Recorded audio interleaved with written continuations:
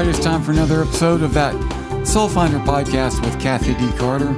KathyDCarter.com is where you want to go to find out all sorts of information about Kathy and the services that she provides and offers you. Today, what I want to talk about, and you've brought it up several times on several of these episodes, and we've talked about reincarnation. Right. I want to talk about learning from your past, and not just learning from your past lives, but learning from something that happened to you when you were a kid, or something that happened to you during this life. And so let's start with that. Okay. Because I think everyone can relate to that, because I don't want to sound like a skeptic, but I am.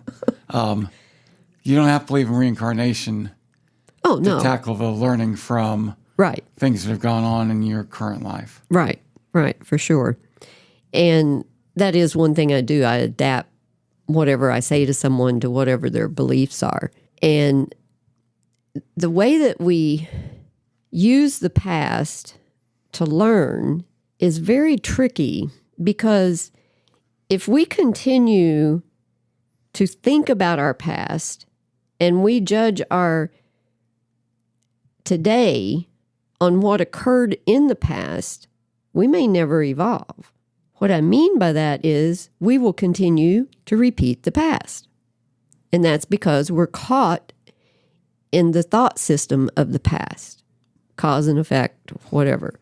So in my work, we only concentrate on past events in order to figure out your triggers in your current life. So in other words, remember that emotions are the key element to Earth life. Emotions are the key element to evolving your soul. So in order to evolve your soul, you must take the triggers of your emotions. First, you have to become aware of them. But you have to take that trigger and say, oh, I just got upset at this occurrence. What was it that really upset me? And it's from that we use the history to find out what happened in the past that was an event that set a belief into our unconscious that is still ruling us today. And sometimes that takes a lifetime to figure out. Yes, it can.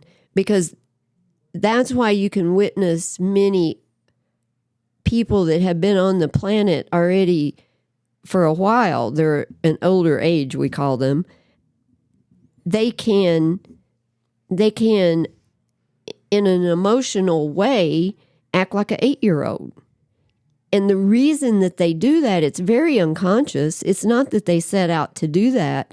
But what happens is, because our society hasn't taught people how to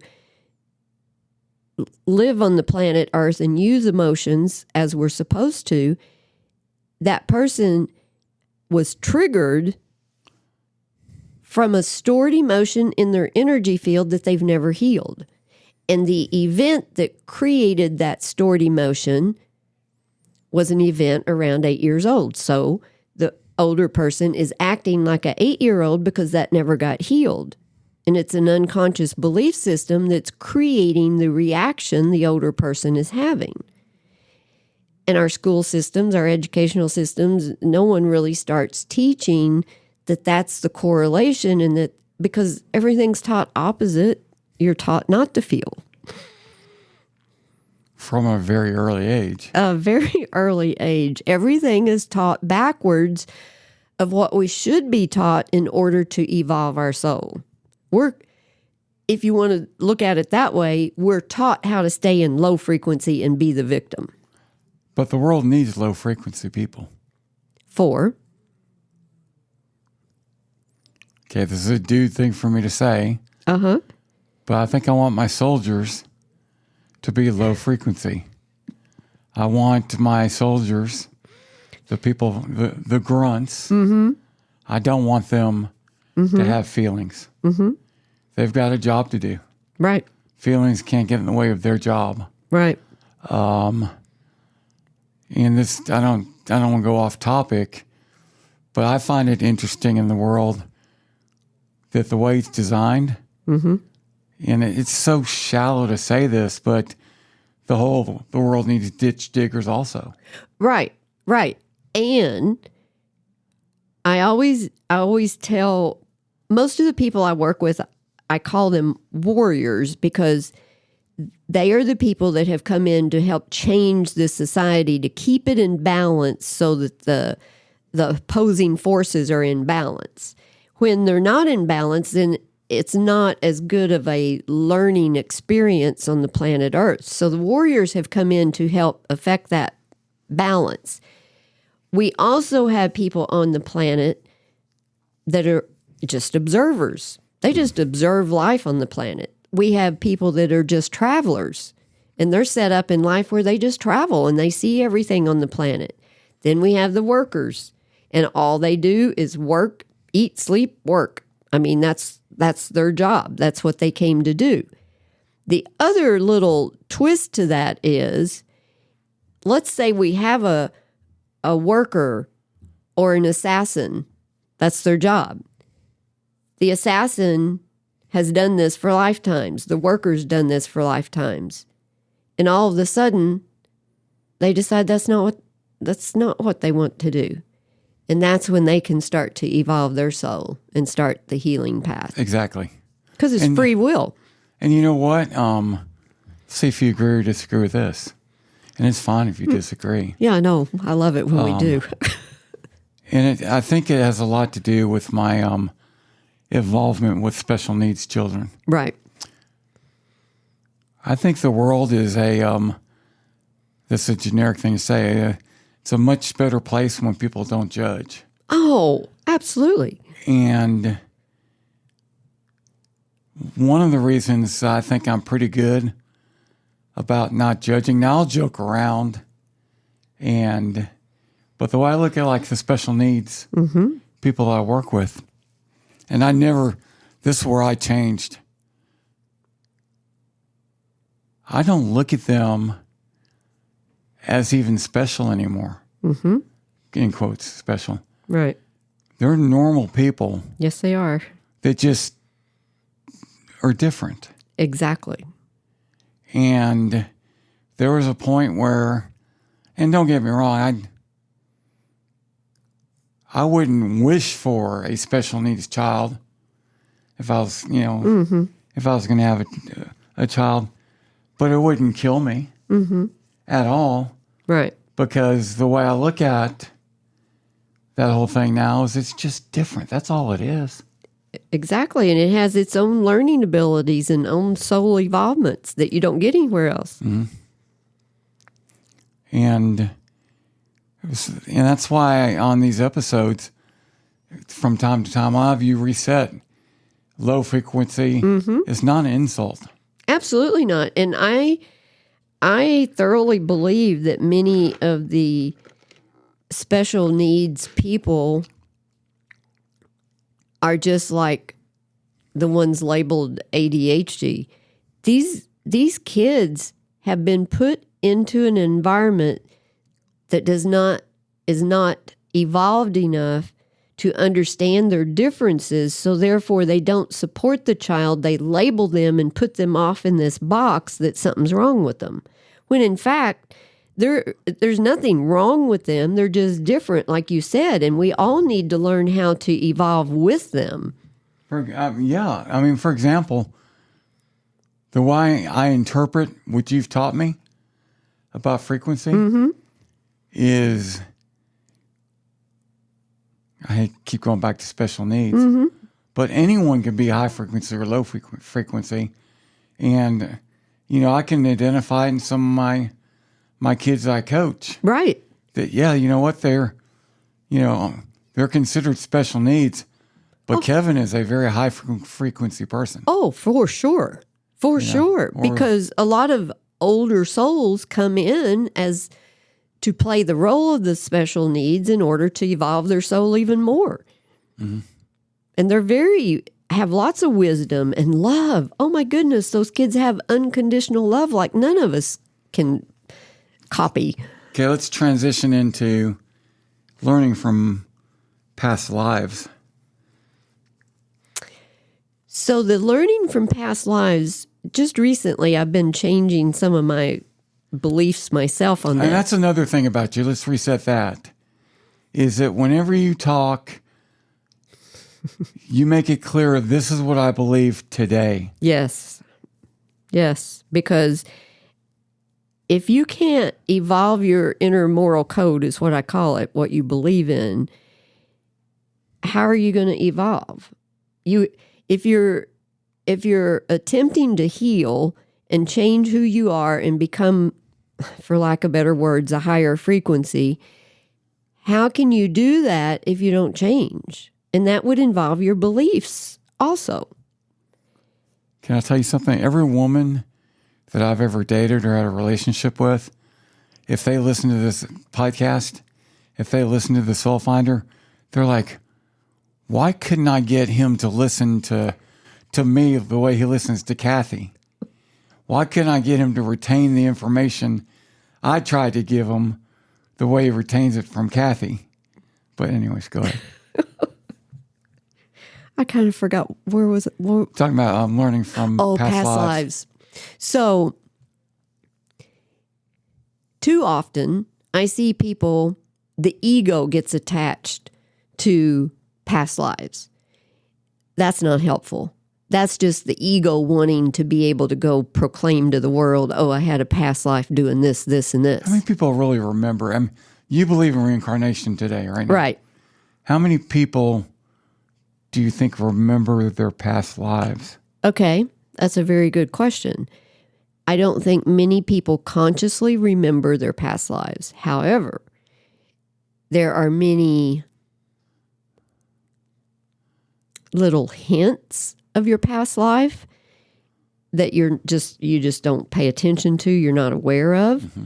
And one of those that is very common that I'm really seeing more often is you just ask a person, what part of history are you fascinated by? What are you drawn to? What do you know a lot? You know, there's these people that know everything about World War II. Mm-hmm. They had a past life in that war. There is no doubt. Most of the time, that's why the fascination is still there, and more than likely, unhealed stuff that still needs to be taken care of.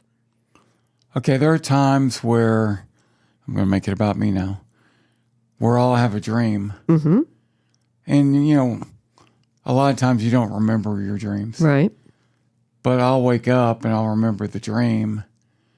And the dream is me the way I am now,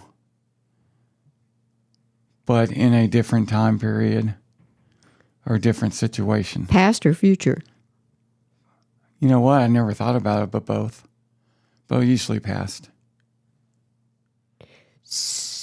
Past meaning this lifetime or past? I had a dream the other night that I was part of the Warren Commission. Okay. On the Kennedy assassination. Uh-huh. Now, I know I had that dream because that just came up in the news and it was a topic. But in my dream, it wasn't like I was a completely different person. It was you, Friedo, just in a different situation. Mm-hmm. What I would say about that without knowing any more is that it very easily could be that you were alive at that time and you were involved in that. The thing of it is that it could be, our dream work is very fascinating, and I definitely don't understand it. It's all over topic. It's all. Yeah. But having a dream like that where it is you and you're in this event and you're having dreams where you're in future or past, what I believe today is that is your soul speaking to you and trying to give you information that you need for your healing, your evolvement. Oh, okay, and I guess that leads me to ask this question, which I don't think you have an answer for, but I'd like to get your thoughts. Mm-hmm. I don't think there is an answer. Your reincarnated life doesn't have to be that different from your current life as far as your personality goes. Now, I know you've told me before that you thought that I had lived one life as a frontier woman. Right. Which is like the complete opposite of me right now. But also talking to you, I kind of get the feeling that you could have a past life where it's you, but you're just in a different situation. Well, yes. And the way today that I understand that is when we come in, if you believe in reincarnation and the evolvement of the soul, let's just use a point scale so I can help you understand what I'm saying. Let's say we start out at the low frequency at 0. The scale goes on forever. Let's just use 100 for talk. So if you come in a lifetime and let's just say you evolve your soul to a 10, you reincarnate. Yes, you have to remember everything and come through the victim survivorhood, the childhood stuff, but you get to start at a 10. You stay there. It doesn't lower. But if you do another lifetime and you don't evolve your soul and you're still a 10, then you're going to come back in as a 10. So you're going to stay that person until you get that soul's contract completed before you move on. Okay. I've asked you this before. Where do animals fit in? Could I have spent a life as a dog or a cat? Yes. We can, as I believe today, we can spend lifetimes as animals, trees, anything that's on this planet. Because I believe today that they all have a soul. Now, some people don't, but I do. Because I got to tell you, it creeps me out. And I've been a dog person my entire life. I love dogs. And we've talked about this a little bit. And I know people overrate their dogs, and it's kind of like they do their infants. But it's not like this is my first dog. Right. I've had several dogs, and I've never had a dog that I didn't love. But there's something so different about this dog, and it's the way that she looks at me, and it's creepy because it's like she's judging me, and she'll just stare. Maybe she's trying to tell you something. She is. Are you getting it? I don't know. But it's just so different than, and it'd be really easy for me to just, push away. I've had 3 dogs my entire life. This dog's just, but I'm talking like dozens of dogs. And this is the only one that has stared at me the way that it's so strange, Kathy. Well, and I don't know if it's me or the dog, but it could be both. The more I catch her doing it, it's the dog. It's What I would have to do if I were in your shoes is I would look at her back and I would try to communicate. No, doesn't have to be out loud, can be. And I would just say, I feel you're trying to tell me something. Help me understand. Help me get the message. Well, the way my mind works, it's never a positive message. It's like the dog's looking at me like saying, I know you're up to something. Or what really freaks me out is when the dog is overly affectionate. because that makes me think that she knows, dude, you're not waking up tomorrow. Right. This is my last night with you. But I do believe that it's easy for me to believe that pets and animals are on their way to evolving more than humans. Oh, yeah.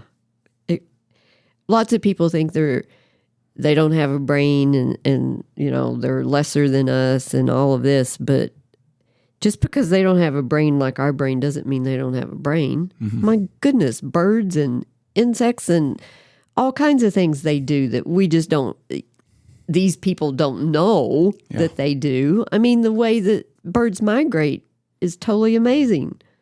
Mm-hmm. Absolutely right.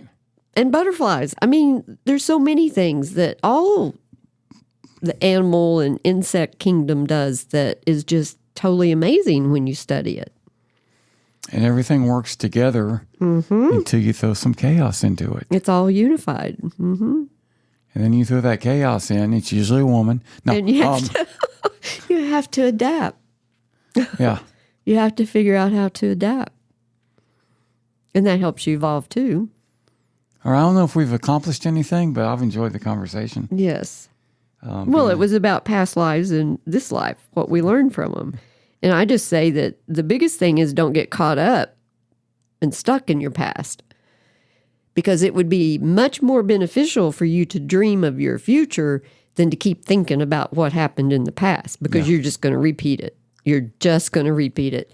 If you dream of your future and what you're wanting and how it will make you feel, if you can feel the emotions of what you're wanting, you're going to manifest it, you're going to continue, and you're going to evolve. Whereas if you stay stuck in the past, you're just going to keep reliving the past.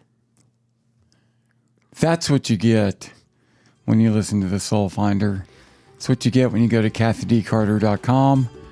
And I encourage you to do both. And I encourage you to share it with your friends and your family. And share with your enemies too.